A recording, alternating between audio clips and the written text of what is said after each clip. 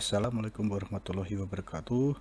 Selamat pagi, hari Minggu ini kita akan mencoba membuat suatu test ride dari tetap dengan kendaraan Astrea konversi yang mudah-mudahan para pemirsa, guys, teman-teman tidak bosan ya dengan kendaraan ini. Nah, ini kita lihat kendaraan ini sudah kita copot baterai yang di depan sebelumnya, dan sekarang kita masukkan ke dalam tangki bensin, tegangan full 65,1 volt, dan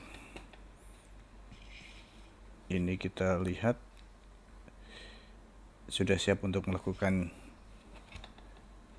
tes putar-putar di jalan raya. Kendaraan ini memang unik, dia pakai gearbox, tetap dipertahankan gearbox dengan tujuan untuk supaya dapat melakukan suatu perjalanan yang cukup curam juga ya. Nanti akan kita tes di beberapa tanjakan yang ada di sekitar Tangerang Selatan.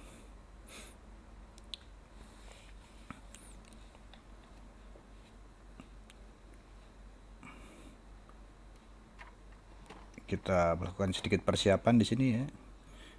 Kita sudah siap nyalakan. Nah, di sini ada posisi untuk charging, dan ini MCB untuk mematikan dan menyalakan daya utama.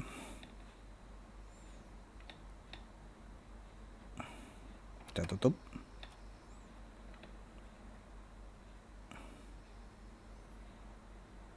Tegangan sudah kita charge sebelumnya dengan tegangan full, dan kita melakukan beberapa tambahan peralatan, yaitu dari handphone ada namanya speedometer GPS. Kita tes semua dalam kondisi cukup baik ya.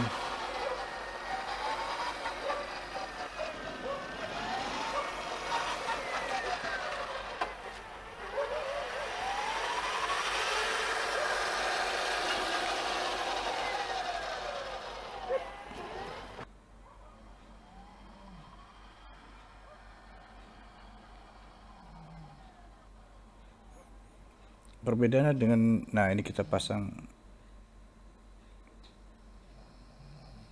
speedometer, aplikasi speedometer GPS. Kita mulai jalan keluar dari komplek.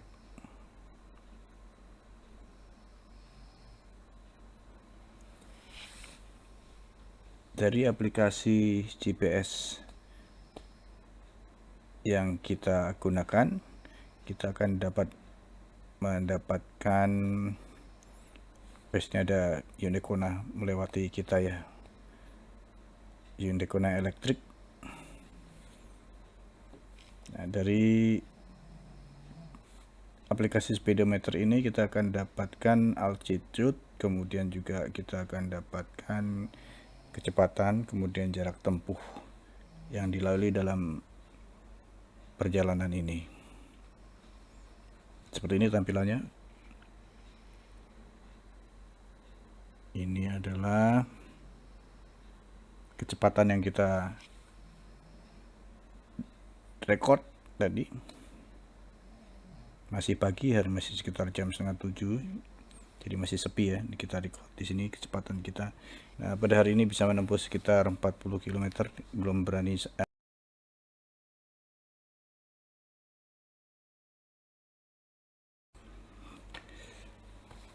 secara kenyamanan. Motor ini bisa kita katakan cukup nyaman ya. Tidak ada perubahan dengan kondisi sewaktu kita gunakan sebelumnya. Jadi masih full orisinil. Berbedanya adalah di sini tidak ada getaran lagi, dan kemudian seperti kita lihat nih cukup nyaman, dan handlingnya cukup ringan ya. Kecepatannya juga itu bisa melebihi 45 km, tapi ini masih belum maksimum, kita belum geber, kita belum cek gasnya ya. Kita lihat di sini tuh.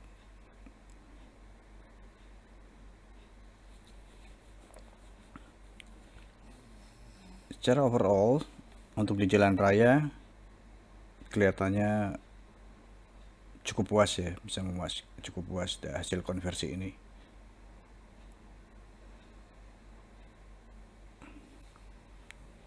Di sini kita lihat display dari tegangannya. Memang berubah-ubah, bervariasi. Kalau kita lagi gas keras, dia tegangan akan turun di displaynya. Ini kecepatannya terlihat, dan kemudian lama perjalanan yang sudah kita tempuh.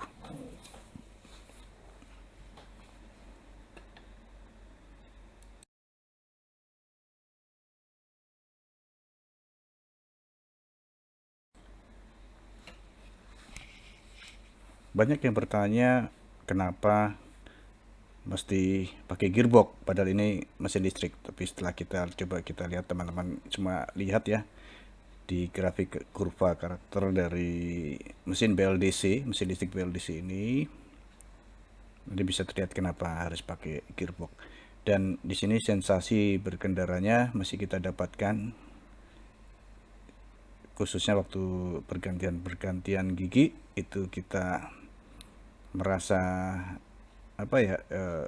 mengingatkan kita dengan nostalgia motor-motor zaman dulu ya. Jadi itulah sebabnya gearbox dipertahankan. Ini kita isi ulang lagi baterai supaya dia tegangannya cukup tinggi, karena udah sekitar 15 menit kita berjalan dan kita hanya menggunakan baterai 12Ah 60 volt 12Ah.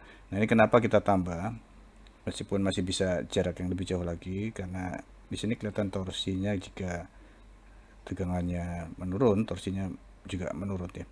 Nah, ini kita coba lagi, kita jalan gearbox untuk melakukan uji-uji tanjakan.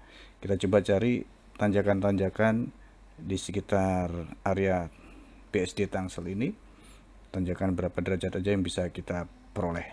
Oke, stay tune, kita jalan terus guys.